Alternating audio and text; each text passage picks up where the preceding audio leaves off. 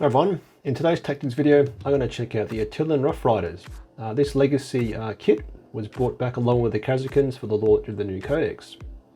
Starting with the basics, they're a fast attack unit that are fieldable as a unit of between 5 and 10 models, including their sergeant. Their base side is 60mm by 35 oval shape, and this is important info if you're thinking of kit bashing your own. A quick sidetrack is probably seen a lot of cool alternative jobs, including using Genestealer Cult Attilan Jackals, aka dudes on motorbikes, or proxying the Forge Wolf Deathcore of Krieg Riders, which I do for mine. You should always be fine with this type of thing, as long as you're using the correct base size, and given they are a melee unit, you want to be getting them correct to pull off any fight phase tricks. So core stats are an impressive 12-inch move, weapon skill 3, ballistic skill 4, toughness 4 and strength 4, 2 wounds, 2 attacks, 3 on the sergeant, a 4+ save and leadership 7 from the sergeant. Avoiding damage output for now, they've got an additional movement bonus called Horse Masters, where they can ignore any modifiers to move, advance or charge rolls. So ignoring difficult ground, or any tricks your opponent might have, like the codex Stratagem Tanglefoot, which reduces a unit's move by d6. Their keywords are cavalry, corps, platoon, regimental, and Attilan Rough Riders, which means they can be buffed by senior officer auras, allowing reroll once to hit, and can also of course benefit from regimental and prefectus orders, and likewise regimental doctrines. Secondary objective wise, they don't interact with inflexible command requirements of being near an officer, as they don't have the infantry keyword, but of course being an Astra Militarum unit, if they receive an order and kill something, they can of course score you 2 victory points. Lacking the infantry keyword means they can't contribute to boots on the ground, and they can't perform raised banners or retrieve battlefield data secondaries. Their current points is 100 points for 5, which is oddly exactly identical to the crazy good Strategums. So what we got here is a super fast non-infantry unit that can't move through walls, can kind of interface with a secondary objective inflexible command, and are somewhat, and I mean somewhat, resilient at strength 4, 2 wounds and a 4+ save. Now as we turn to their weapons, we'll now see their true purpose as a very potent countercharge, or a well-delivered glass cannon. The weaponry is a las gun, las pistol and frag grenades. There's some potential chip damage there, with their lance being the main course. Been able to choose between either the strength 4 AP1 flat 1 damage frag tip, which with every successful hit generates 2 additional hits, meaning you've got a max potential here of a huge 33 hits from the 5 riders, or the strength 6 AP4 flat 3 damage melter tip. Crucially, if they charge, they get +2 to strength, so that means a strength 6 frag tip and a strength 8 melter tip. Now given they've got the platoon keyword, means they can be jacked to weapon skill 2+ with an additional point of AP from fixed bayonets, and they can also benefit from the senior officer auras as mentioned earlier, so from Acadian Castellan, Colonel Ironhand Strachan, Creed and of course Lord Solar. Likewise, if they're near a command squad with a regimental standard, you can reroll once to wound. Like the Strategums, this unit can easily trade up, in the sense they could destroy a more valuable unit if they're stacked with all these buffs. Of course, Lord Solar could them to reroll all hits and all wounds. So just a quick math here would see the frag tip delivering on average 19 wounds against a toughness 4 3+ save target, and 24 wounds against a toughness 8 2+ save target from the melter tip. So this would absolutely flatten most things they go into. As reference, without these buffs, they would deliver 7 wounds from the frag tip into the toughness 4 target, and an average of 9 wounds into the toughness 8 target, so clearly a huge drop off, but still pretty respectable.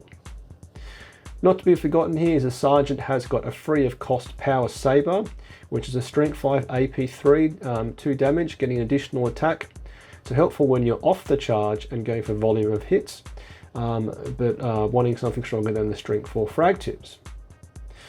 One of them can also swap a hunting lance for a goad lance, that is a vehicle hunter, inflicting a mortal wound in addition to normal damage. Weirdly though, you probably inflict almost the same amount of damage as the melter tip due to The Goad Lancer's lower AP and flat 2 damaged, buffed of course by any hits generating an additional mortal wound with the single extra one. Personally, I'd say just stick with the melter tips, as having an additional weapon profile to remember could be troublesome, and you may simply never get them into a vehicle in a game, so obviously wasting their potential. Right, so from that exercise, it's pretty obvious that these hit relatively hard, or very hard. It can trade up points and be a very formidable countercharge. So what's the negatives of this unit? Firstly, as mentioned before, not having the infantry keyword means they can't move through wall terrain features, meaning their 12-inch move might be spent just getting around the terrain pieces. They're also still relatively squishy at toughness 4-2 wins and a 4+ save. And I mean, they are more durable than a guardsman squad, but against anything decent, they will get shot or chopped to pieces. As explored earlier, they can't contribute to the secondary boots on the ground, which as a very high scoring secondary is a genuine consideration. And my final point here is that they're a melee unit in a shooting army.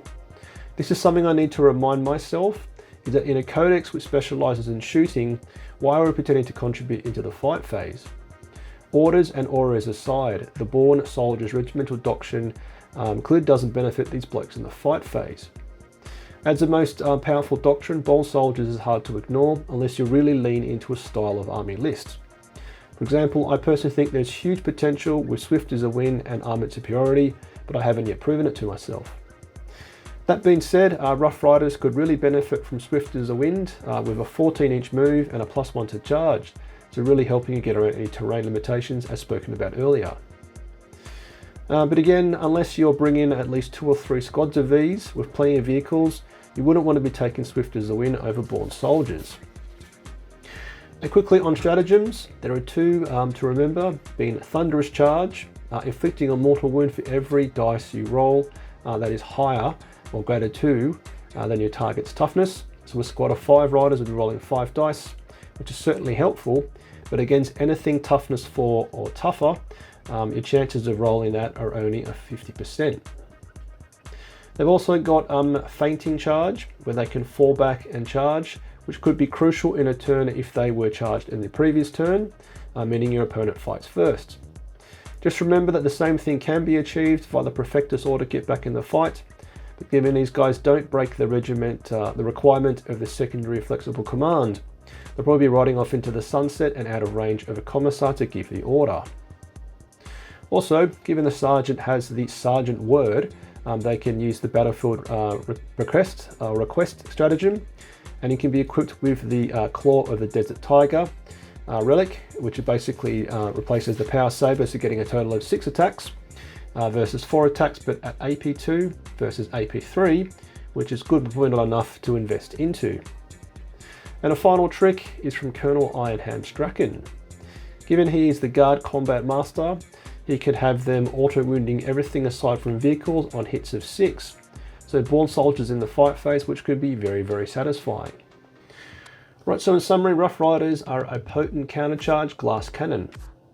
In relatively terrain-dense tabletop, they may struggle to effectively connect with a decent target, or simply be screened out by chaff by your opponent. I'd say they're a very, very firm always consider, with probably just a single 5-man squad been enough in a 2,000 point list. A 12-inch move means they can respond pretty easily to anything pushing into the deployment zone, and having some melee presence in certain matchups can be crucial.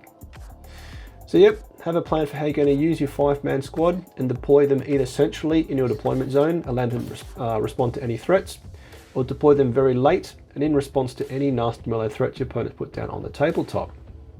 But yep, what do you think of Rough Riders, and what's been your experience of them on the tabletop? I'd love to know.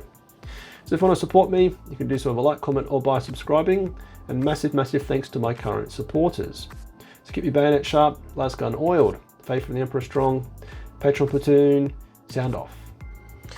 Tank Commander Glenn, Tank Commander Mitchell, Tank Commander Watchdog Van Etten, Colour Sergeant DuPont, Sergeant Broxius, Adal, the Colonel Merrill, Veterans Gibson, Hall, Lundeen, Guardsman Beard, Coquelin, Flint, Hills, Malik, Nitton, Nguyen, Smith, Tom, Tompkin, Conscript Boson, England, Gilliam, Goodwin.